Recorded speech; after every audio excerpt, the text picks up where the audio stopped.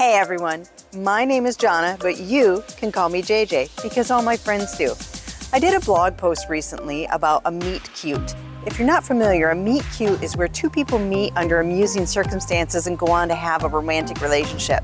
Well, my meet cute happened in Las Vegas. And if you didn't catch that blog post, don't worry, I'm gonna link it because you're gonna wanna watch that before you watch this. I told you about how I met my husband in Las Vegas and how that turned into a crazy first date. I'm gonna tell you all about my 7-day first date in Key West.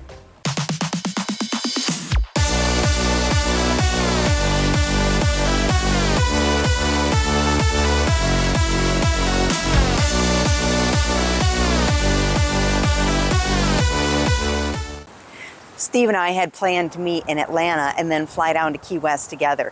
After I arrived in Atlanta, I checked my watch, saw that his plane hadn't even arrived yet. We had a pretty significant layover in Atlanta, so I decided to find a restaurant and get something to eat. I wondered briefly if it was going to be weird to see him again, but then I remembered how easy our conversation was and how much fun we'd had together, and I put all my fears away. Steve joined me at the restaurant just after I had ordered my food. Shrimp mac and cheese, and the conversation picked right back up just like no time had passed at all. We chatted nonstop while we were eating and continued on through the flight that we took to Key West. We checked into the hotel and stowed our suitcases, and then Steve said we needed to rent a scooter because it was the best way to get around the island.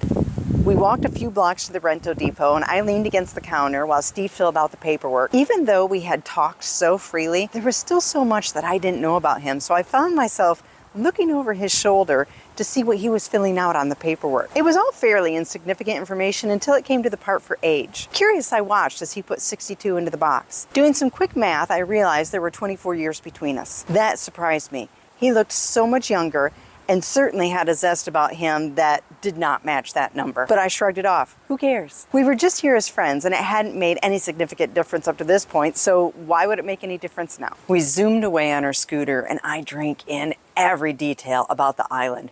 The gorgeous flowers that bloomed everywhere, the beautiful old style architecture, the warmth of the sun on my face. It was literally 80 degrees warmer in Key West than it had been when I left my house that morning. Steve was a knowledgeable tour guide and told me tidbits about the island as we drove. I kept pointing at things, exclaiming, I want to see that before we leave. Steve knew a place that served great barbecue. We went there for dinner, parking the scooter a few blocks away and walking to the restaurant. It was rustic quaint like so many buildings we had seen so far, and I loved it. When the waitress came, we ordered a drink and dinner, then continued our conversation as we sat along the open wall that looked out into the street. I felt a little weak and tired, but it had been a long day of traveling, so I brushed it aside. I also felt a little flushed, but then again, it was significantly warmer than it was back in Michigan where I had just come from, so I didn't think anything of it.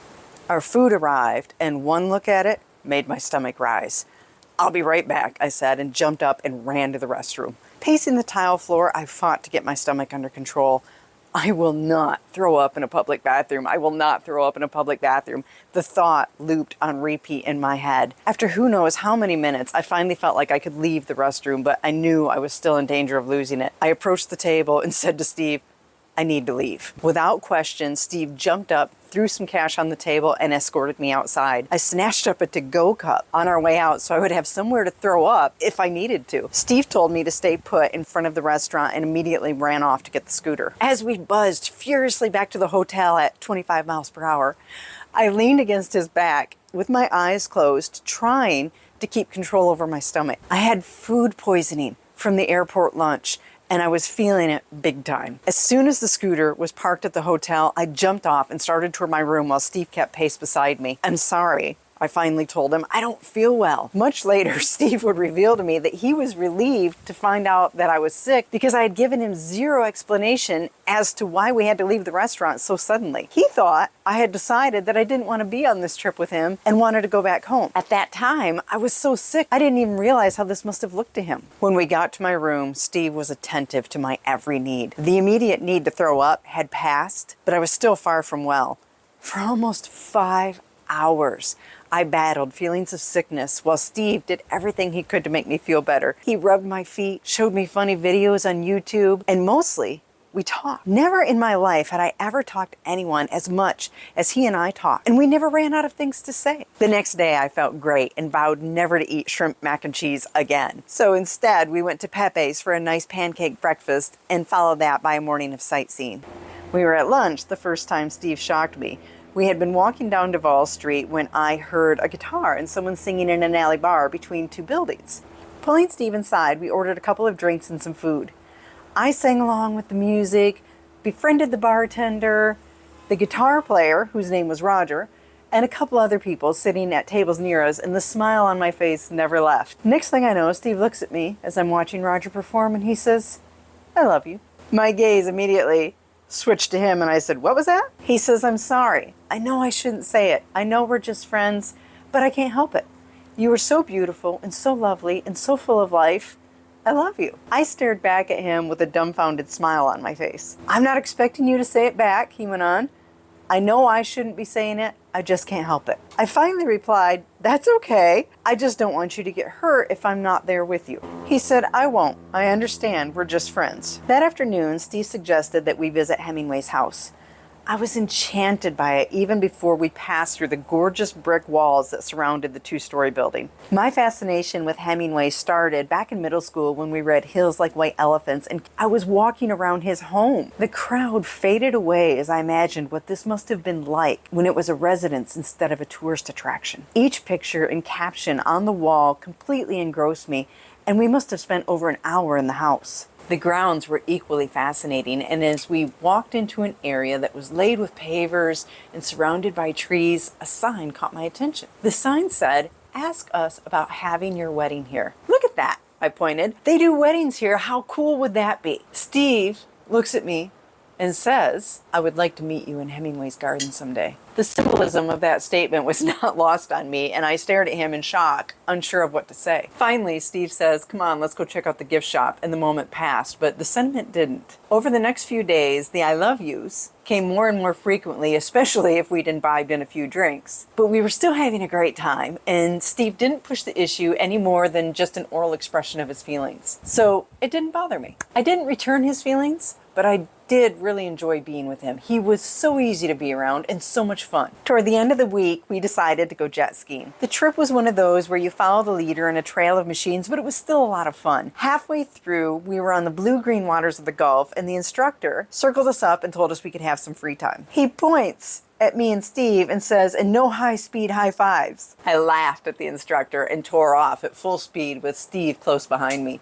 We blasted through the water, doing hairpin turns that sent up waves before rocketing off in the other direction. After 20 minutes, the leader blew his whistle and I came to a stop, whipping my jet ski around to face the other direction. Steve had been a little ways behind me and he roared to a stop, slicing his jet ski to the right, sending up a wave of water, and then cocked his arms on the handlebar and looked at me. My heart sped up as my stomach dropped. I suddenly saw him in a way that I hadn't seen him before. Realizing my mouth was open slightly, I snapped it shut and smiled back at him. Later that night, we sat on the same side of a table at a rooftop bar overlooking the marina. My feet were in Steve's lap, and he rubbed them as we enjoyed the peacefulness of the evening. I was in heaven because no one had ever rubbed my feet before, and this man had done it more than once in less than a week. He was smiling at me, and the adoration was evident on his face. Finally, I looked at him and I said, "Okay, how would this work?" Clearly surprised, he looked at me for a moment before he answered, "It's just a time and money issue." I nodded, but didn't pursue the subject any further. 2 days later, it was time to go home. Honestly, I was ready. I was exhausted. We had visited every tourist trap, drank at almost every bar on the island, or so it seemed, and indulged in every activity there was. As we sat at the airport, Steve told me that he didn't want to leave and that he was going to miss me. I smiled at him, but between the exhaustion and my confusion over my feelings for him, I didn't have anything to say in return. We parted ways, but we kept in touch. Phone conversations were an everyday occurrence for us. When we weren't talking, we were texting. Not quite 2 weeks after I returned home, I texted Steve, and I told him, "I have a date tonight. I feel like I'm cheating on you, which is silly, but I do." His reply was immediate. "Go on your date. We're just friends. Have a good time." I sensed that his text was far from sincere, but what was I supposed to do? This couldn't go anywhere. We lived in 2 different states. There was 24 years between us. I had 2 girls who were teenagers, and he had a son who was only a few years younger than me. It was impossible, wasn't it? I went on the date. The guy was polite enough, the restaurant was nice enough, but There were massive gaps in our conversation, and I found myself thinking there was never any silence when I talked to Steve. Excusing myself, I made my way to the bathroom and took out my phone. My fingers flew over the letters on the screen. I texted Steve and said, I'm on this date, and the guy's not doing anything wrong, but all I can do is think of you. He responds immediately, ditch the guy and call me. Steve and I talked on the phone until dawn, and 1 month later, we were engaged. 1 year from the day that Steve told me he wanted to meet me in Hemingway's garden, we returned with all our friends and family and got married by the pool. Our reception was in the little area with the pavers where the sign hung that I had read on the first day of our 7-day first date. Remember Roger, the guy who was singing in the bar the first time Steve told me he loved me? On our first anniversary, Steve took me back to the garden at Hemingway's house, and Roger stepped out from behind the trees and sang me a song. It has now been 8 years since our first date and 7 years since we were married. And in all that time, we've never had any issues. Money, time, or otherwise. So now you know the story. From my meet cute in Las Vegas, which led to a 7-day first date in Key West, which led to a beautiful wedding there 1 year later, and the happiest 8 years of my life. All I can say is, I'm glad that what happens in Vegas doesn't always stay in Vegas. So there you have it. I hope you enjoyed watching it as much as I enjoyed making it, and if you haven't done so already, click that subscribe button because you are not going to want to miss a single video that I have coming your way.